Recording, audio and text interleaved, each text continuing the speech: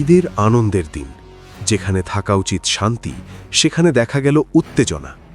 আল আকসা মস্কের gate বন্ধ, মুসল্লিরা রাস্তার নামাজে। শত শত মুসল্লিকে মসজিদে প্রবেশে বাধা দেওয়া হয়েছে। নিরাপত্তার নামে গেট বন্ধ, পুলিশ কড়া ব্যবস্থা নিয়েছে। ফলে মুসল্লিরা রাস্তার মধ্যেই নামাজ আদায় করতে বাধ্য হয়েছে। স্টান গ্রেনেড এবং টিয়ার গ্যাসের ব্যবহারও দেখা গেছে। ইস্ট জেরুজালেম এখন প্রায় জনশূন্য। ফলে ঈদের আনন্দ নেই। মানুষজন নিরাপত্তার ফাঁদ পেরিয়ে নামাজ আদায় করছে। রাস্তা, চেকপয়েন্ট, গেট সব জায়গায় পুলিশ উপস্থিত। জেরুজালেম জুড়ে দীর্ঘদিন ধরে উত্তেজনা।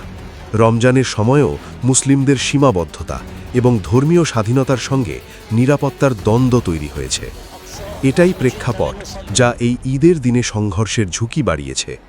বিভিন্ন মুসলিম দেশ নিন্দা জানিয়েছে, সামাজিক মাধ্যমে ক্ষোভ ঝরিয়েছে। এটি শুধু একটি স্থানীয় ঘটনা নয়, পুরো মুসলিম বিশ্বের জন্য সংবেদনশীল। মুসল্লিরা বলছে, আমাদের ঈদের আনন্দ নষ্ট হয়েছে। পরিবার, শিশু সবাই উদ্বেগে। এই দৃশ্য হৃদয় দখল করছে। শুধু ধর্মীয় স্বাধীনতা নয়, মানবিক অনুভূতিও ক্ষুণ্ণ হয়েছে। এই ঘটনা একটি দিনের ঘটনা নয়, এটি ইতিহাসের দীর্ঘ সংঘাতের প্রতিফলন। শান্তি, সহনশীলতা ও মানবিকতার বার্তা বজায় রাখাই এখন সবচেয়ে জরুরি।